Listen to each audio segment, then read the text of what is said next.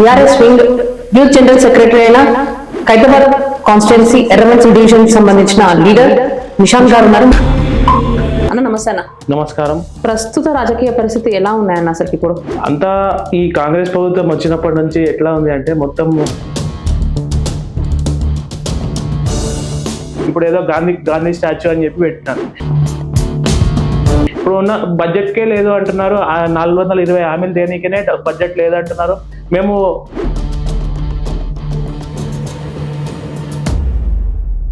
తెలంగాణ ప్రజలే చూసినారు. గత 10 ఏళ్లలో కేసీఆర్ గారి పరిపాలన ఎట్లా ఉండే, మళ్ళీ ఎన్నికల్లో వస్తే ఫస్ట్ ఓడిపోయేది కొడంగల్ సీటు. ముఖ్యమంత్రి రేవంత్ రెడ్డి గారే ఫస్ట్ ఓడిపోయే సీటు ఉంది.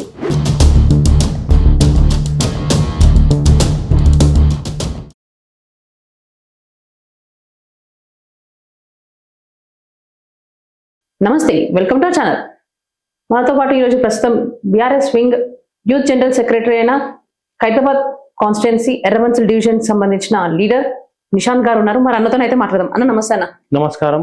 ఎలా ఉన్నారు? ముందుగా లెజర్ టీవీ ప్రేక్షకులకు నమస్కారం. అన్న ఎలా ఉన్నారు? బాగున్నాను. అన్న ప్రస్తుత రాజకీయ పరిస్థితి ఎలా ఉన్నాయన్న అసలు ఇప్పుడు తెలంగాణలో? అంతా ఈ కాంగ్రెస్ ప్రభుత్వం వచ్చినప్పటి నుంచి ఎట్లా ఉంది అంటే మొత్తం ప్రజలను మబ్బుదో పట్టించడం, కాలయాపన చేయడం. ఇప్పటికీ 2.5 సంవత్సరాలు 3 సంవత్సరాలు కాలయాపన అయిపోయింది. ఇప్పటి వరకు అయినది ఏమైనా సమస్య, ఏమైనా తెలంగాణ ప్రజలకు ఏమైనా సమస్యలు అయిపోయినాయి అని చెప్పి ఉన్నాయా అంటే ఏం కాలేవు. ఒక ఫ్రీ ఉచిత బస్సు మాత్రమే ఇచ్చి, ఉచిత బస్సులు ఇచ్చి దానికి లేడీస్ వాళ్ళని కొట్లాడబెట్టి అదొకటే 6 గ్యారెంటీలు ఎక్కడ పోయినాయి, 420 హామీలు ఎక్కడ పోయినాయి. ప్రజలు ప్రశ్నిస్తే కాలయాపన చేస్తా పోతున్నారు. ఇప్పుడు ఏదో గాంధీ స్టాచ్యూ అని చెప్పి పెట్టినారు. ఇప్పుడు ఉన్న బడ్జెట్కే లేదు అంటున్నారు. 420 హామీలు దేనికనే బడ్జెట్ లేదంటున్నారు. మేము పెట్టుబడిదారులను తీసుకురానికి వెళ్తే వాళ్ళు పెట్టుబడులు వస్తలేవు. ఎక్కడికైనా అపాయింట్మెంట్కి వెళ్తే మనం బిచ్చపోళ్ళని చూస్తున్నట్టున్నారు, చెప్పులు ఎత్తుకోయేటట్టున్నారు అని ముఖ్యమంత్రి స్వయాన, మన తెలంగాణ ముఖ్యమంత్రి, మనకి ఎంత దౌర్భాగ్యమైన ముఖ్యమంత్రి దొరికిందంటే ఈ చెప్పులు ఎత్తుకుపోతున్నారు అన్న పరిస్థితి అయినప్పుడు గాంధీ స్టాచ్యూ పెట్టడం అవసరమా అని మేము బీఆర్ఎస్ పార్టీగా ప్రశ్నిస్తున్నాం. అంటే ఇప్పుడు గాంధీ స్టాచ్యూ అనేది కూడా ఒక డెవలప్మెంట్ కోసమే అన్నట్టు కదా. ఇప్పుడు మీరు కూడా మీ హయాంలో కూడా, కేసీఆర్ గారి హయాంలో కూడా ఇప్పుడు మీరు కూడా సెక్రటేరియట్ పెట్టినారు. ఇప్పుడు అక్కడ ఎన్నో డెవలప్మెంట్, అంబేద్కర్ స్టాచ్యూ కూడా డెవలప్మెంట్ చేశారు కదా. మరి ఇప్పుడు వాళ్ళు కూడా వాళ్ళ హయాంలో ఒక డెవలప్మెంట్ చేద్దామని వాళ్ళు అనుకుంటున్నారు కదా. అదే డెవలప్మెంట్ అంటే ఇప్పుడు యాక్చువల్ గా కాంగ్రెస్ పార్టీని వీళ్ళు తెలంగాణ ప్రజలు ఏదో మార్పు మార్పు మార్పు అని చెప్పి చూపించి, తెలంగాణ ప్రజలకు అరచేతంలో వైకుంఠం చూపించి, మేము అది చేసేస్తాం, ఇది చేసేస్తాం, అట్లా చేసేస్తాం, ఇట్లా చేసేస్తాం. కళ్యాణ లక్ష్మి మాత్రమే ఇస్తున్నాడు కేసీఆర్. మేము తులం బంగారం ఇస్తామన్నారు, అదన్నారు, ఇదన్నారు, ఏదికి లేకుండా పోయింది. ఇప్పుడు కళ్యాణ లక్ష్మికి ఒక పాప, కళ్యాణ లక్ష్మి చెక్కుకి ఒక పాపని ఎత్తుకొని, వాళ్ళ పాపని ఎత్తుకొని పాప తీసుకోవడం జరుగుతుంది కళ్యాణ లక్ష్మి చెక్కు. ఇంత దౌర్భాగ్యమైన ప్రభుత్వం కాంగ్రెస్ ప్రభుత్వం. వీళ్ళు గాంధీకి చేస్తారంటే ఎట్లా నమ్ముతారో అర్థమవుతలేదు మాకు. ఇప్పుడు ప్రస్తుతమైన పరిస్థితిలో అంటే ఇప్పుడు బీఆర్ఎస్ తరఫున మీరు ఏం చేయబోతున్నారు అన్నట్టు, నెక్స్ట్ మీ కార్యాచరణ ఏంటి? ఇప్పుడు గాంధీ స్టాచ్యూ తీసుకుని బీఆర్ఎస్ నుంచి యాక్చువల్ గా మేము చెప్పాల్సిన అవసరం లేదు, తెలంగాణ ప్రజలే చూసినారు. గత 10 ఏళ్లలో కేసీఆర్ గారి పరిపాలన ఎట్లా ఉండే. ఒక సమత ఉంది తెలంగాణలో. ఊరిలో హనుమంతుడు గుడి లేని ఊరు లేదు. సంక్షేమ పథకాలు అందని ఇల్లు లేదు అని చెప్పి ఊర్లలో అనుకుంటారు. విలేజ్లలో వైకుంఠ ధామాలు అయితే ఏంది, దళిత బంధు అయితే ఏమి, ఇవన్నీ స్కీమ్స్ కేసీఆర్ గారు మ్యానుఫ్యాక్చర్ లో పెట్టకుండానే తేవడం జరిగింది. వీళ్ళేమో అన్ని చూపించి అన్ని చేపించి ఏవి తీసుకురాకుండా, ఇది కాంగ్రెస్ పార్టీని ఊర్లలో పోతేనైతే గలీజ్ గా తిడుతున్నారు. ఈ కాంగ్రెస్ పార్టీని మేము ఎందుకు ఎన్నుకున్నాం? మొదటిగా చెప్పాలంటే మళ్ళీ ఎన్నికల్లో వస్తే ఫస్ట్ ఓడిపోయేది కొడంగల్ సీటు. ముఖ్యమంత్రి రేవంత్ రెడ్డి గారే ఫస్ట్ ఓడిపోయే సీటు ఉంది. అసలు ప్రజలు ఈ కాంగ్రెస్ పార్టీని నమ్మదగ్గ స్థాయిలో లేదు. మళ్ళీ వచ్చే ఎలక్షన్స్ అనుకుంటున్నారు కానీ ముందస్తుగా ఇప్పుడు మనకైతే జిహెచ్ఎంసీ కార్పొరేషన్ ఎలక్షన్స్ అయితే ముందస్తుగా ఉన్నాయి. ఇప్పుడు అప్పుడు ముందు ఈ కార్పొరేషన్ ఎలక్షన్స్ లలో బీఆర్ఎస్ పర్ఫార్మెన్స్ ఎలా ఉండబోతుంది? అసలు 100% 100% కాంగ్రెస్ మన బీఆర్ఎస్ పార్టీయే రాబోతుంది. హైదరాబాద్ లో అందరూ ఎమ్మెల్యేలు బీఆర్ఎస్ఏ చెందింది కాబట్టి, హైదరాబాద్ లో డెవలప్మెంట్ ఉంది కాబట్టి, కేటీఆర్ గారు మున్సిపల్ శాఖ మంత్రిగా ఉన్నప్పుడు, ఐటీ శాఖ మంత్రిగా ఉన్నప్పుడు హైటెక్ సిటీ అయితే ఏమి, బ్రిడ్జ్లు అయితే ఏమి అన్ని బాగా డెవలప్మెంట్ చేసినారు కాబట్టి తెలంగాణ ప్రజలే కాకుండా హైదరాబాద్ ప్రజలు కూడా బీఆర్ఎస్ పార్టీ ఎంటనే ఉన్నారు. బీఆర్ఎస్ పార్టీకే కట్టం కడతారని చెప్పి మేము భావిస్తున్నాం. ఇప్పుడు ప్రస్తుతం ఇప్పుడు కార్పొరేషన్స్ ఎలక్షన్స్ లో వస్తే హైదరాబాద్ లో బీఆర్ఎస్ గెలుస్తుంది అంటారా? 100% బీఆర్ఎస్ పార్టీ గెలుస్తుంది. ఎందుకంటే మొన్న మీరు మున్సిపల్ ఎలక్షన్లు అయినాయి. మున్సిపల్ ఎలక్షన్ అయ్యేటప్పటికి అక్కడ వన్ సైడ్ అని చెప్పి కాంగ్రెస్ మంత్రులు తిరుగుకుంటా చెప్పుకుంటా జరిగింది. వన్ సైడ్ వస్తున్నామని చెప్పేసి అనుకుంటా జరిగింది. ఏందొచ్చినాయి? 5% మాత్రమే కాంగ్రెస్ కి ఎక్కువ వచ్చినాయి. అలానే ఇప్పుడు అదే మళ్ళీ గ్రేటర్ హైదరాబాద్ లో రిపీట్ అవుతుంది అని అనుకొని వీళ్ళు ఏం చేస్తున్నారు? ఈ జిహెచ్ఎంసీ ఎన్నికల 300 డివిజన్లు అని చెప్పి కాలయాపన కోసం ఇప్పుడు మేము ఎంప్లాయ్మెంట్ డెవలప్మెంట్ కానీ 300 డివిజన్లు ఉన్నాయి కదా, 3 చేశారు కదా మేయర్లు అని చెప్పేసి, అవిటికి మ్యాన్ పవర్ ఎంప్లాయీస్ కావాలని చెప్పేసి మళ్ళీ కాలయాపన చేస్తున్నారు. ఇది తెలంగాణ ప్రజలు అన్ని భావిస్తున్నారు. కాంగ్రెస్ గవర్నమెంట్ చేసేది, అలాగే రేవంత్ రెడ్డి చేసేది తెలంగాణ ప్రజలే కాకుండా హైదరాబాద్ ప్రజలు కూడా గమనిస్తున్నారు మొత్తం. అయితే ఇప్పుడు మీరు ఇప్పుడు అన్నారు ఏమన్నారంటే జిహెచ్ఎంసీ కార్పొరేషన్స్ మన తెలంగాణలో మాత్రం హైదరాబాద్ లో మాత్రం 3 ముక్కలుగా విభజించాలన్నారు. అసలు 3 ముక్కలుగా విభజించాల్సిన అవసరం ఏముంది అసలు? అసలు ముఖ్యంగా చెప్పాలంటే ఈ రేవంత్ రెడ్డి గారు చంద్రబాబు నాయుడు చెప్పినట్టు ఆడుతున్నారు. ఎందుకంటే ఒకప్పుడు చంద్రబాబు నాయుడు గారి ఈయన శిష్యుడే కాబట్టి చంద్రబాబు నాయుడు గారు ఆంధ్రప్రదేశ్ లో డెవలప్మెంట్ కోసం తెలంగాణను ఒత్తపడుతున్నారు. అదే రేవంత్ రెడ్డికి అవగాహన వస్తలేదు. యూనియన్ టెరిటరీ అని ఉండే కదా హైదరాబాద్ లో, ఆ యూనియన్ టెరిటరీ ఈ ఆదాయం మొత్తం ఆంధ్రాకి తీసుకెళ్ళనీకే ఈ 3 అని విభజించి ఆయన ట్రాప్ లో రేవంత్ రెడ్డి గారు ఇలా చేస్తున్నారు. అంటే ఇప్పుడు దీని పర్ఫార్మ్ తీసుకొస్తే ఇప్పుడు రేవంత్ రెడ్డి గారు ఏమో మీరు చెప్తున్నట్టు చంద్రబాబు నాయుడు గారి మాటలు వింటున్నారు అని అంటారు కదా, ఎలా చెప్పొచ్చు? మీరు ఆయన మాటలు వింటున్నారని మీకు ఎలా అనిపిస్తుంది? కాదండి, ఇప్పుడు చిన్న ఉదాహరణకే చెప్తాను. ఇప్పుడు చంద్రబాబు నాయుడు గారు మిషన్ 2020 అని చెప్పి అప్పుడు ఉన్నప్పుడు ముఖ్యమంత్రి, ఉమ్మడి ఆంధ్రప్రదేశ్ ఉన్నప్పుడు ముఖ్యమంత్రిగా మిషన్ 2020 అని అప్పుడే చెప్పినారు.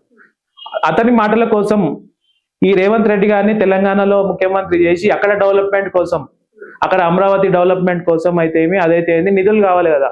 ఇప్పుడు ఉమ్మడి ఆంధ్రప్రదేశ్ ఉన్నప్పుడు నిధులు ఎక్కడి నుంచి వచ్చేది?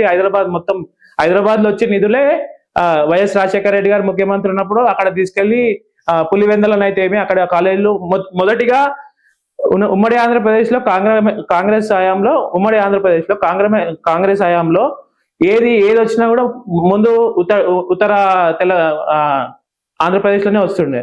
ఇక్కడ మన కడప అయితే, కర్నూలు అయితే అక్కడనే డెవలప్మెంట్ ఉంటుండే. దానికోసమే తెలంగాణ కోసమే కేసీఆర్ గారు కొట్లాడి తెలంగాణ తీసుకొచ్చడం జరిగింది. ఇప్పుడు తెలంగాణ ప్రజలు రేవంత్ రెడ్డి గారి చేతిలో పెట్టిండు. మళ్ళా అదే ఉమ్మడి ఆంధ్రప్రదేశ్ లాగానే అయిపోయింది. అంతా తెలంగాణ అభివృద్ధి కావాలంటే మళ్ళీ కేసీఆర్ గారే రావాలి. కేసీఆర్ గారితో సాధ్యమవుతుంది. అంటే ఇప్పుడు కేసీఆర్ గారి వల్లనే ఏదైనా సాధ్యమవుతుందని అంటున్నాను. అంతే కదా, 100% ఆయన తెలంగాణ తీసుకొచ్చిన చావు నోట్ల తలకాయ పెట్టి తెలంగాణ తీసుకొచ్చిన ఆయనకే తెలుసు ఏం చేయాలి, ఎట్లా చేయాలి, ఎందుకు చేయాలని. ఒకగానొకప్పుడు తెలంగాణ ఆంధ్రప్రదేశ్ చివరి ముఖ్యమంత్రి కిరణ్ కుమార్ రెడ్డి గారు కట్టబట్టుకొని చూపించడం జరిగింది. ఈ తెలంగాణ మొత్తం అంధకారం అయిపోతుందని చెప్పి చూపించడం జరిగింది. కేసీఆర్ గారు రాగానే 6 గంటలు ఉన్న కరెంటు 24 గంటలు రావడం జరిగింది. ప్రపంచంలో ఎక్కడ కూడా ఇటువంటి రైతులకి ఇటువంటి 24 గంటలు కరెంట్ ఇచ్చిన మహానుభావుడు ఎవరు లేరు. కేసీఆర్ గారే తెలంగాణ రాష్ట్రంలోనే ఇవ్వడం జరిగింది. అయితే ఇప్పుడు అది కూడా 24 గంటల కరెంట్ కాంగ్రెస్ ప్రభుత్వంలో కూడా నడుస్తుంది. కాంగ్రెస్ వాళ్ళు ఇచ్చిన 6 పథకాలు కూడా అమలయ్యాయని వాళ్ళు చెప్తున్నారు. మరి దాని గురించి ఏం చెప్తారు? మీరు ఇదే కెమెరా పట్టుకొని మైక్ పట్టుకొని వెళ్దాం ఊళ్ళలోకి. ఆల్రెడీ 12 గంటలు కట్ అయిపోయింది. 24 గంటలలో 12 గంటలవే ఇవ్వడం జరుగుతుంది. ఇంకా ఒక సంవత్సరం పోతే ఇంకా 8 గంటలకే వస్తుంది. ఇంకా ఒక సంవత్సరం పోతే కేసీఆర్ గారితోటే సాధ్యమవుతుంది. కరెంట్ ఇవ్వాలన్నా, తెలంగాణ ప్రజల డెవలప్మెంట్ కావాలన్నా, ఏది కావాలన్నా కూడా కేసీఆర్ గారితోనే సాధ్యం. ఇప్పటికీ తెలంగాణ ప్రజలు అందరూ, రైతులైతే అందరూ బాధపడుతున్నారు కేసీఆర్ గారు ఓడిపోయింది అని చెప్పి. ఇప్పుడు వాళ్ళకి తెలుస్తుంది. అంటే ఇప్పుడు వాళ్ళే ప్రజలే కదా అదే చెప్తున్నాను. అరచేతంలో వైకుంఠం చూపించడం జరిగింది. మేము అది చేసేస్తాం, ఇది చేసేస్తాం. ఆయన 5,000 రైతు బంధు మీకు ఆయన 10,000 ఇస్తుండే, నేను 15,000 ఇచ్చేస్తా అన్నాడు. ఇప్పటి వరకు ఒక రైతు బంధు అని వచ్చిందా? ఒకసారి వచ్చింది. అది కూడా లక్ష రూపాయలు ఉన్న లోపలనే వచ్చింది. 1 ఎకరం ఉన్న వాళ్ళకే వచ్చింది.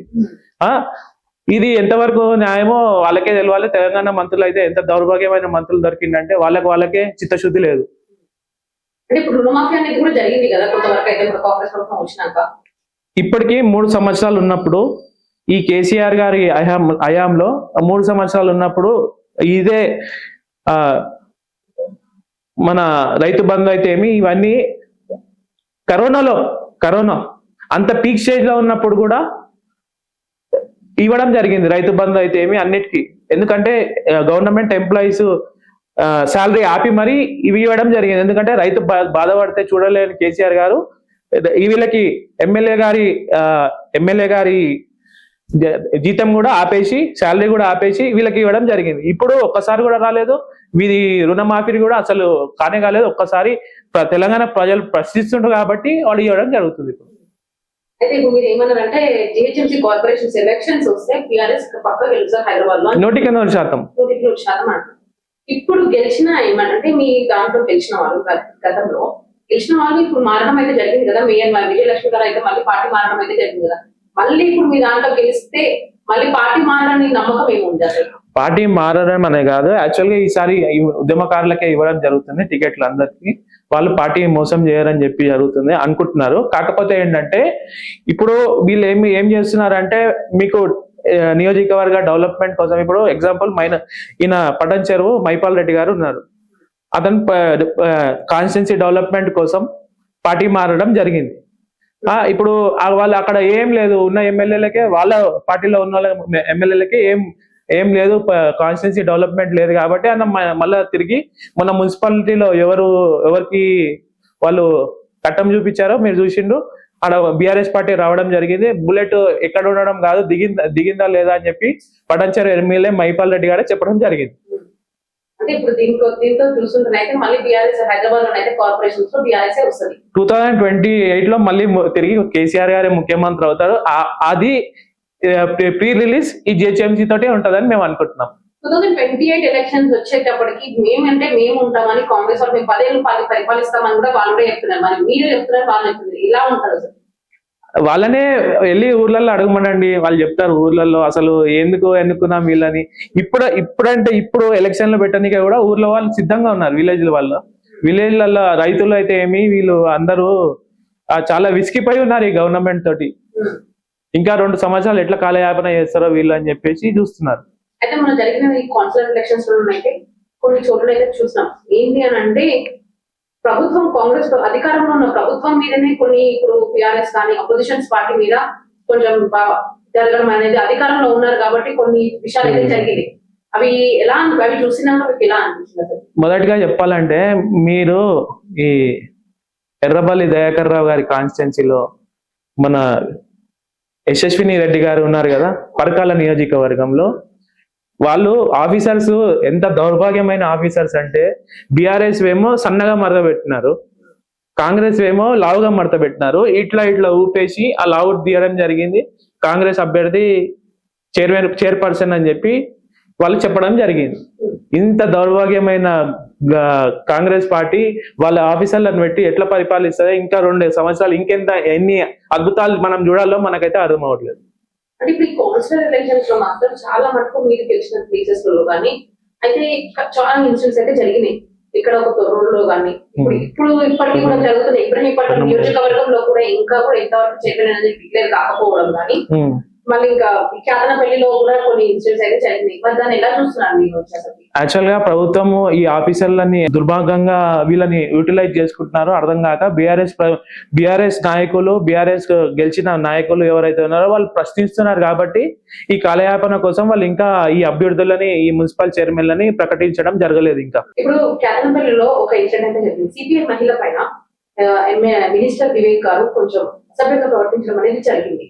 ఇప్పుడు దానికి ప్రకటించడానికి బీఆర్ఎస్ వాళ్ళు మొత్తం మహిళా కమిషన్ దగ్గరికి వెళ్ళి అయితే రిపోర్ట్ చేయడం జరిగింది. దాన్ని ఎలా చూస్తున్నారు? ఇప్పుడు మొదటిగా చెప్పాలంటే, ఇది మీరు ఇప్పుడు ఉప ఎన్నికలు వస్తే ఫస్ట్ గా ఓడిపోయేది వివేక్ గారు, మంత్రి గారు. ఎందుకంటే సుమన్ గారిని అదేంది కావాలని జైలుకి పంపించడం జరిగింది. ఇప్పుడు బెయిల్ కూడా వస్తుందని మేము భావిస్తున్నాం. వచ్చి బయటికి రావాలి. ఇక ఈయనని హీరో చేసిండని చెప్పి ఆయనకే అర్థమైపోయింది. ఈ ప్రభుత్వానికి ఏం చేతన కావట్లేదు కానీ అని పవర్ ని యూజ్ చేసుకుంటుంది. ఇప్పుడు మీరు బీఆర్ఎస్ కాబట్టి మీరు అలా చెప్తున్నారు. అయితే ఇప్పుడు ప్రజలకు వెళ్తే కాంగ్రెస్ పాలనకి బీఆర్ఎస్ పాలనకి తేడా ఏంటంటే ఏం చెప్తారు ప్రజలలో?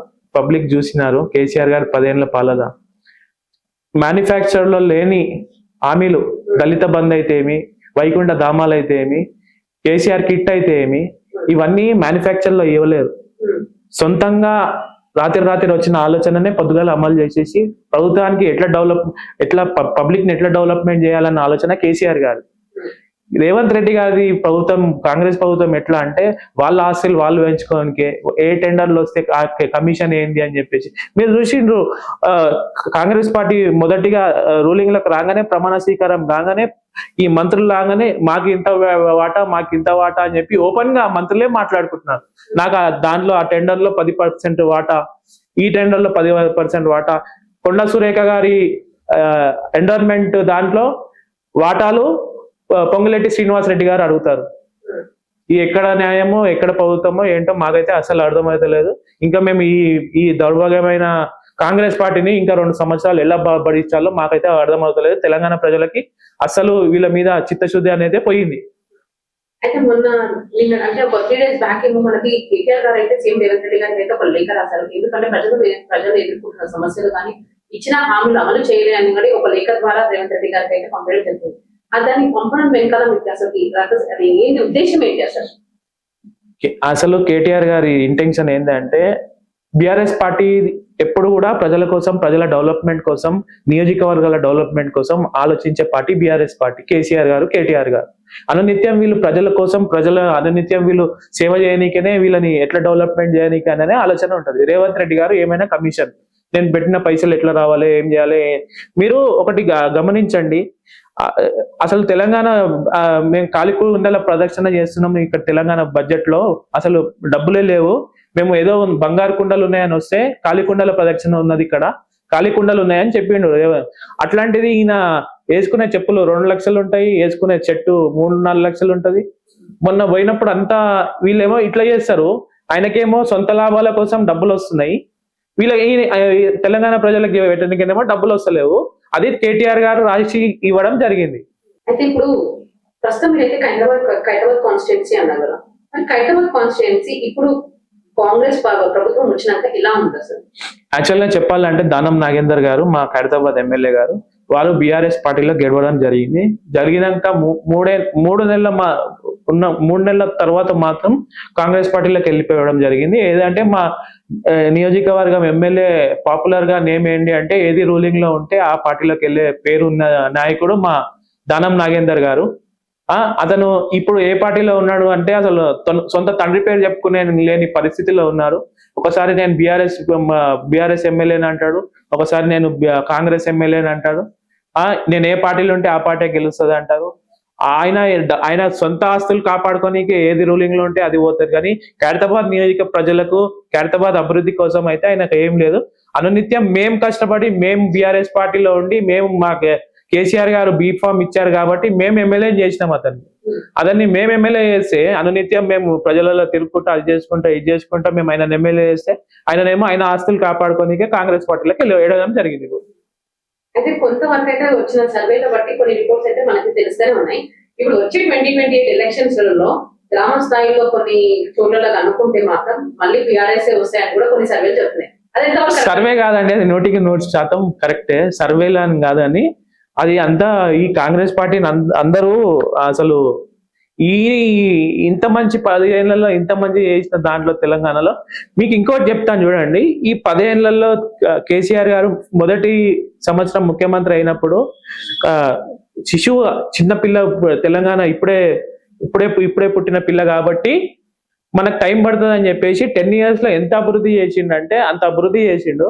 ఇప్పుడు రేవంత్ రెడ్డి గారు రాగానే ఆ 10 ఏళ్ళు ఇంకా మరీ 15 ఏళ్ళ బ్యాక్ వెళ్ళిపోయినట్టు అయిపోయింది. అసలు ఏది లేదు, నమో నారాయణ అన్నట్టు. ఆయన సీఎం రేవంత్ రెడ్డి గారు ఆయన ఏమంటారు పదవిని ఆయన ఎంజాయ్ చేసుకుంటూనే ఉన్నాడు, కానీ తెలంగాణ ప్రజలకి పెట్టింది ఏం లేదు. తెలంగాణ ప్రజలైతే చాలా వర్షించే స్థాయిలో ఉన్నారు.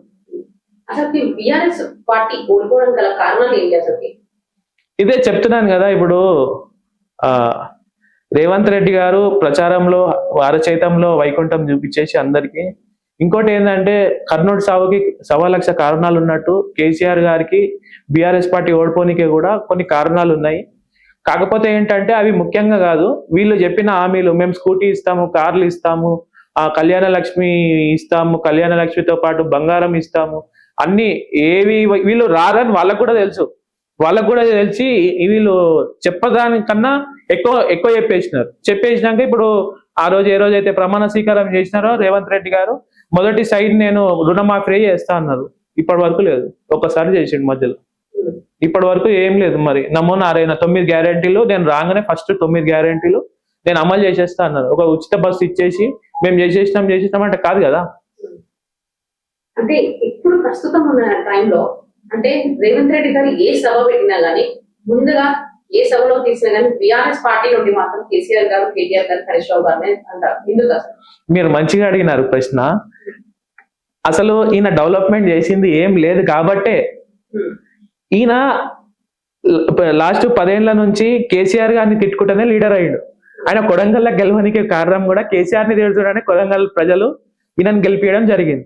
ఇప్పుడు రోజుకి ఏ సభలో కాదు అసలు కేసీఆర్ గారి పేరు తీయండి నాకు నిద్ర రాదు, నిద్రపోడు. ఆ కేసీఆర్ గారి పేరు లేకుండానైతే ఈయన ఏంది ఇప్పుడు మీరు ఈయన రేవంత్ రెడ్డి గారు ముఖ్యమంత్రి అయ్యి 3 సంవత్సరాల పైన అవుతుంది. ఒక రోజన్నా కేసీఆర్ గారి పేరు తీసుకోకుండా ఉన్నదా? లేదు. ప్రతిరోజు కేసీఆర్ గారిని తిట్టడము, చావడము, ఏదో ఒకటి అంటుంటాడు. అంత ఆయన పెద్ద మనిషి కేసీఆర్ గారు చావు నోట్ల తలబెట్టి తెచ్చిన తెలంగాణకి రేవంత్ రెడ్డి ముఖ్యమంత్రి అని చెప్పి మర్చిపోతున్నారు. అతను కేసీఆర్ గారే లేకుంటే తెలంగాణ రాకపోతే ఈ కుక్కలన్న దేకేడా రేవంత్ రెడ్డి గారు? వాస్తవమా కాదా? కాకపోతే ఏంటంటే ఇప్పుడు ఆయన కేసీఆర్ గారు తెచ్చిన తెలంగాణకి ఈయన అయ్యి నేను అది ప్రతిరోజు ఇప్పటి వరకు 3 సంవత్సరాలలో కేసీఆర్ గారు 6 బహిరంగ సభలలో మాట్లాడిండు, 4 బహిరంగ సభలలో 6 సార్లు మాట్లాడు. ఎప్పుడైనా రేవంత్ రెడ్డి గారి పేరు తీసిందని? అట్లా అంత దౌర్భాగ్యమైన ముఖ్యమంత్రి దొరికిండు మనకి రేవంత్ రెడ్డి గారు. తెలంగాణ జాతిపిత కేసీఆర్ గారు అని అంటున్నారు. అసలు అది కరెక్ట్ అంటారా? ఇప్పుడు గాంధీ గారిని ఇండియాని తెచ్చిన ఫాదర్ ఆఫ్ నేషన్ అంటారు. ఇండియాని తెచ్చింది కాబట్టి ఫాదర్ ఆఫ్ నేషన్ అంటారు. తెలంగాణ తెచ్చింది ఎవరండి? చిన్న పిల్లగారిని అడిగినా చెప్తారు కేసీఆర్ అంటారు.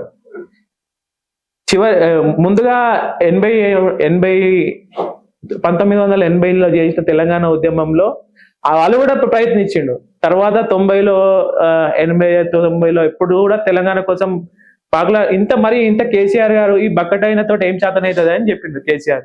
ఆయనే తెలంగాణ తెచ్చింది. ఇప్పుడు 2వ క్లాసు 1st క్లాస్ పిల్లలను పోయి అడిగినా కూడా కేసీఆర్ అంటే ఫాదర్ ఆఫ్ నేషన్ అంటారు. ఫాదర్ ఆఫ్ నేషన్ అంటే జాతిపిత అన్నట్టే కదా. వీళ్ళేమో ఎవరు ఈయన మనకు దౌర్భాగ్యమైన ముఖ్యమంత్రి అయితే ఏమంటారు, నీకు ఎవరిచ్చిండు? మీ ఎర్రవల్లి దయాకర్ రావు మీ జాతిపిత, వినోదరావు మీ జాతిపిత, సంతోష్ రావు మీ జాతిపిత అంటారు. అంత దౌర్భాగ్యమైన మంత్రి దొరికిండు మనకి. ఏంది అసలు మన పరిస్థితి ఏంది? మన తెలంగాణకి ఇంత అసలు uneducated CM, unfit CM Revanth Reddy గారు. తెలంగాణ నిరుద్యోగులను మర్చిపోయినారు కాబట్టి బీఆర్ఎస్ పార్టీ ఓడిపోయిందని కూడా అంటున్నారు. ఎంతవరకు వాస్తవం అసలు?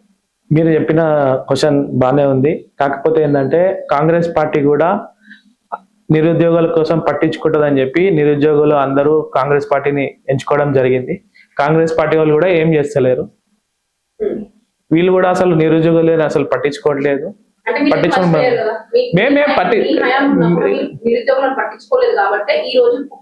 కాదు, తెలంగాణ రాష్ట్రం రావడము చిన్న బాల్య పిల్లలాగా ఉన్న తెలంగాణని కొంచెం టైం పడుతుంది డెవలప్మెంట్ కోసం. అన్ని కేసీఆర్ గారు తెలంగాణ ప్రజల కోసం ఆలోచించినంత ఇప్పటి వరకు ఏ ముఖ్యమంత్రి కూడా ఆలోచించలేడు. అట్లాంటిది నిరుద్యోగాలు మర్చిపోతారని నిరుద్యోగ ప్రజలు ఏమనుకోలేరు. కాకపోతే వీళ్ళు కాంగ్రెస్ పార్టీ వాళ్ళు వాళ్ళని డైవర్ట్ చేయడం జరిగింది. మేము అది చేస్తాం ఇది చేస్తాం అని చెప్పి మేము ఉన్నాము, నిరుద్యోగులు అంటేనే కాంగ్రెస్ పార్టీ అంటే నిరుద్యోగులు అని చెప్పి అట్లా చెప్పి వాళ్ళని అంతా మౌల్డ్ చేసి కాంగ్రెస్ పార్టీకి వేసుకున్నారు. ఇప్పుడు వాళ్ళకు కూడా నిరుద్యోగులు కూడా అర్థమవుతుంది కాంగ్రెస్ పార్టీ ఏం చేయదు, మళ్ళా బీఆర్ఎస్ పార్టీ వస్తే బీఆర్ఎస్ పార్టీ తోటే సాధ్యమవుతుంది అని నిరుద్యోగులు కూడా బీఆర్ఎస్ పార్టీ తోటే ఉన్నారని మేము భావిస్తున్నాం. 10 ఏళ్ల కాలంలో మీరు 10 ఏళ్ళు చేశారు, పరిపాలించారు తెలంగాణ ప్రభుత్వం. తెలంగాణ పరిపాలించిన 10 ఏళ్లలో నిరుద్యోగులను ఒక్కరు కూడా సంతృప్తి చెందలేరు. అందుకని ఇప్పుడు కాంగ్రెస్ తీసుకున్నారు. కాంగ్రెస్ వచ్చినాక కూడా ఈ 2.5 సంవత్సరాలలో కూడా ఇప్పటికి కూడా నిరుద్యోగులను పట్టించుకోవడం లేదు. మళ్ళీ మిమ్మల్ని ఎంచుకుంటారని మీకు ఎలా నమ్మకం అనిపిస్తుంది? మీరు బహుశా చూసి ఉంటారు, కేసీఆర్ గారి ప్రభుత్వంలోనే నోటిఫికేషన్ వచ్చిన దాంట్లోనే ఉద్యోగాలు వచ్చిన దాంట్లోనే ఇప్పుడు ఉన్న ముఖ్యమంత్రి రేవంత్ రెడ్డి గారు అప్లికేషన్ ఫామ్ ఇచ్చి ఫోటోలు ఇవ్వడం జరుగుతుంది. అంటే వేరే తల్లి పుట్టిన పాప నాకు పుట్టింది అని చెప్పి రేవంత్ రెడ్డి గారు ఎట్లయితే చెప్పుకుంటున్నారో ఈ తెలంగాణ ప్రజలు కానీ ఈ నిరుద్యోగులు కూడా చూస్తున్నారు, అన్ని భావిస్తున్నారు. కాబట్టి బీఆర్ఎస్ పార్టీతోనే సాధ్యమవుతుంది అని చెప్పి నిరుద్యోగులు అనుకుంటున్నారు. ఇప్పుడు మీరు చూసినారు రేవంత్ రెడ్డి గారు ఇట్లా అప్లికేషన్ ఇచ్చి చూస్తున్నారు. అవి ఎవరు ఇచ్చినారు? రేవంత్ రెడ్డి గారు తీయలేరు కదా. ఓన్లీ అప్లికేషన్ మాత్రమే, వీళ్ళు జాయినింగ్ సర్టిఫికేట్ మాత్రమే రేవంత్ రెడ్డి గారు ఇస్తున్నారు. ఇవన్నీ అప్పుడు కేసీఆర్ గారి హయాంలోనే వాళ్ళందరికీ రావడం జరిగింది. కాకపోతే ఓల్డ్ అయింది, ఎలక్షన్ కోడ్ ఉందనో ఏది ఉందనో ఓల్డ్ అయింది. ఈయన రాగానే నేను ఇచ్చినానని చెప్పి చెప్తున్నాను. ఇప్పుడు మనకి ఎంత దౌర్భాగ్యమైన పరిస్థితి ఉందంటే, మీరు మంత్రులని అందరిని అడగండి. ఒక మంత్రి అంటారు 80,000 ఉద్యోగాలు ఇచ్చాము ఇప్పటి వరకు 3 సంవత్సరాలలో అంటారు. ఒక మంత్రి అంటారు 50,000 ఉద్యోగాలు ఇచ్చినారని ఒక మంత్రి అంటారు. ఒక మంత్రి అయితే 1,00,000 ఉద్యోగాలు ఇచ్చేసినాము అంటారు. ఆ మంత్రులకే తెలియదు ఎన్ని ఉద్యోగాలు ఇచ్చినారు. క్యాబినెట్ లో మాట్లాడుకున్న వివరాలే వాళ్ళకి తెలియదు. వీళ్ళు తెలంగాణ ప్రజలకు ఏమైనా చేస్తారంటే తెలంగాణ ప్రజలు అంత అమాయకులు కాదు. ఇప్పుడు ప్రశ్నిస్తున్నారు కాబట్టి ఇప్పుడు ఒక్కొక్క స్కీమ్ తెస్తున్నా అంటున్నారు, కానీ ఏం తీసుకొస్తలేరు. వీళ్ళు కాలయాపననే చేసుకుంటూ పోతున్నారు. ఇప్పుడైతే గాంధీ విగ్రహాన్ని అయితే 5,000 కోట్లు పెట్టి బడ్జెట్ పెట్టి మరి ఏర్పాటు చేస్తామని కూడా సీఎం రేవంత్ రెడ్డి గారు అయితే అనడం జరిగింది. మరి ఇప్పుడు అంత బడ్జెట్ పెట్టి చేసుకుని లేదు, వాళ్ళతో కాదు. ఎందుకంటే ఈ డెవలప్మెంట్ కోసమే నిధులు లేవని రేవంత్ రెడ్డి గారు చెప్పడం జరుగుతుంది. ఎక్కడి నుంచి మనం తీసుకొస్తారో గాంధీ గారు చేయనీకే నాకైతే అర్థమవుతలేదు. బీఆర్ఎస్ పార్టీకి కూడా అర్థమవుతుంది. అక్కడికి వెళ్ళి అక్కడనైతే మేమైతే వెళ్ళడం అయితే మన ఛానల్స్ అయితే చాలా వెళ్ళడం లేదు. ఇక్కడ చూస్తున్నట్టయితే ప్రజలు చాలా బాగుతున్నారు. ఏంటి అంటే ఇక్కడ డెమాలిష్ జరగడం అనేది చాలా కష్టం.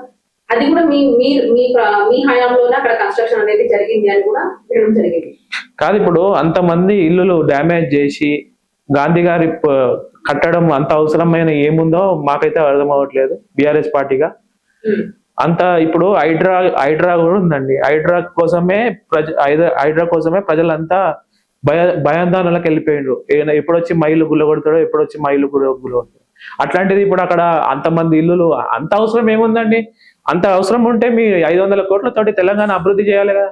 తెలంగాణ 420 హామీలు ఇచ్చింది కదా, 6 గ్యారంటీలు ఇచ్చింది కదా. దానికి బడ్జెట్ 500 కోట్లు సరిపోవా? అవుతుంది కదా. దానికి ఎందుకు చేస్తున్నారో ఏమో. రేవంత్ రెడ్డి గారు ఏం కమిషన్లు చూసుకుంటున్నారో, ఏం కమిషన్లు వస్తాయని చెప్పి వాళ్ళు భావిస్తున్నారో తెలియదు మాకు. ఎర్రమంచిల్ డివిజన్ కాబట్టి ఎర్రమంచిల్ డివిజన్ లో ఎలా ఉంది అసలు? బీఆర్ఎస్ లీడర్ కాబట్టి మీరు అక్కడ తిరుగుతుంటారు, ప్రజలు ఎలా ఉన్నారు, ప్రజల సమస్యలు ఎలా పరిశీలిస్తున్నారు అసలు మీరు? ఆ ఎర్రమంచిల్ డివిజన్ ప్రజలు మాత్రం అసలు కాంగ్రెస్ పార్టీని హర్షించే దారిలో లేదు. ఎందుకంటే వాళ్ళకి కేసీఆర్ గారు చేసిన అభివృద్ధియే అక్కడికే ఆగిపోయింది. కేసీఆర్ గారు ముఖ్యమంత్రి ఉన్నప్పుడు వరకే అభివృద్ధి ఆగిపోయింది.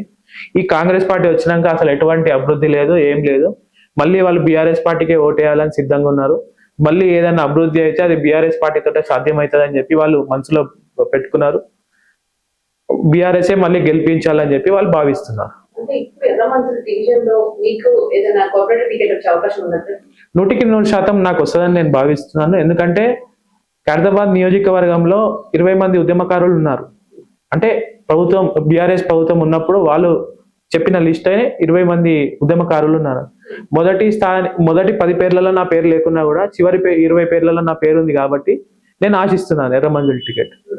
అంటే మీరే తెలంగాణ ఉద్యమకారులకి ఈసారి కార్పొరేట్ టికెట్స్ అనేది ఇవ్వడం జరుగుతుంది.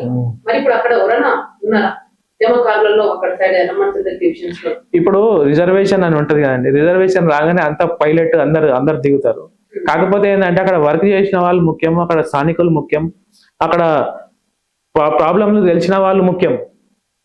ప్రాబ్లంలు అయితే మేము నిరంతరం ఎర్రమంజిల్ ప్రజలలోనే ఉంటాం కాబట్టి ఎక్కడ ఏ ఇంట్లో ఎక్కడ ఏ ప్రాబ్లం ఉన్నా కూడా మనకి నిరంతరం మనతోటే ఉంటారు కాబట్టి మనకు చెప్తుంటారు వాళ్ళు.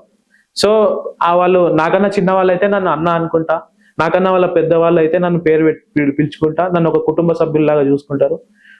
నువ్వైతేనే మాకు బాగుంటది అని చెప్పి వాళ్ళు కూడా అంతా డిసైడ్ అయి ఉన్నారు. ఇప్పుడు ఎలక్షన్ కోసం ఈగల్లీ వెయిటింగ్ అంతే.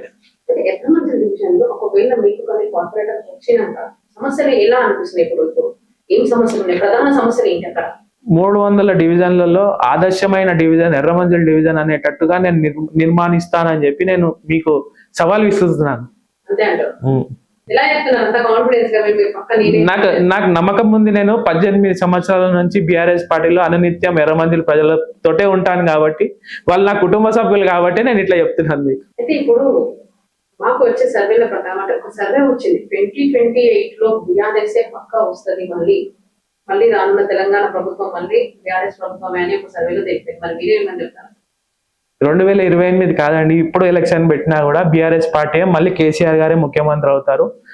ప్రజలందరూ డిసైడ్ అయిపోయి ఉన్నారు. ఈ దౌర్భాగ్యమైన మంత్రి రేవంత్ రెడ్డి గారు, యాక్చువల్గా మీకు ఒకటి చెప్పాలంటే మంత్రి చేసిన అనుభవాలు లేవు రేవంత్ రెడ్డి గారు. బడ్జెట్ ఎట్లా ఉంటది, ఏం చేసిందని ఒక క్యాబినెట్ లో కూర్చున్న అనుభవాలు లేవు. డైరెక్ట్ ముఖ్యమంత్రి స్థాయిలో కూర్చోబెడితే అతనికి ఏం తెలుస్తుంది అని చెప్పేసి కుక్కని తీసుకుపోయి రాజా చైర్ మీద కూర్చోబెట్టినట్టే ఉంటది కదా, ఏం తెలియదు కదా. తెలిసిన వాళ్ళకన్నా ఇస్తే బాగుంటుండే. ఇదే కాంగ్రెస్ పార్టీ వాళ్ళు మంత్రిలాగా చేసిన అనుభవాలు ఉన్న వాళ్ళకి ఇతనికి ఇచ్చి ఏం తెలియకుండా ఉంటే మనకి అసలు సాధ్యం కాదు కదండి. అంటే మీ భవిష్యత్ కార్యాచరణ ఏంటన్నా సార్? భవిష్యత్ కార్యాచరణ ఇప్పుడే మీరు చెప్పింది కదా, అంతా అదే. అంతే, corporate కావాలి అనుకుంటున్నారు. రాజకీయంగా అందరికీ పెద్ద పెద్ద ఉన్నత స్థాయిలో పోవాలని ఉంటది, కానీ మాకు మాత్రం కార్పొరేటర్ అయ్యి మా డివిజన్ మట్టుకి ఇల్లు గెలిచి రచ్చ గెలవాలంటారు కదా, అట్లా అంటే మా ఎర్రమంజిల్ డివిజన్ తర్వాతనే ఇంకేమన్నా భవిష్యత్తు ఉన్నా ఇంకేమున్నా తర్వాతనే అది. చివరిగా ప్రజలకు ఏం చెప్పబోతున్నారు? మీ ఎర్రమంజిల్ డివిజన్ డివిజన్ మెంబర్స్ ఏం చెప్తారు ప్రజలకి? ఏం లేదు, వాళ్ళకి రోజు కలుస్తూనే ఉంటాను నేను, అనునిత్యం వాళ్ళతోటే ఉంటాను కాబట్టి వాళ్ళు నేను చెప్పినా చెప్పకుండా వాళ్ళు నా ఇంటే ఉంటారని చెప్పి నేను భావిస్తున్నాను. ఇదండి మన నిశాంత్ అన్న చెప్పడం. అసలుకి చెప్తున్నాను కదా అన్న, ఎప్పుడే కరెక్ట్ గా ఒక సవాల్ అయితే విసిరాను. ఏంటి అంటే ఎర్రమంజిల్ డివిజన్ నేను ఇప్పుడు 300 డివిజన్ లో బెస్ట్ డివిజన్ గా ఎర్రమంజిల్ డివిజన్ తీర్చిదిద్దుతానని అన్ననైతే చెప్తున్నారు. మరి అన్నతో అయితే ఇంటర్వ్యూ జరిగింది. మరి చూస్తున్నాను. Thank you.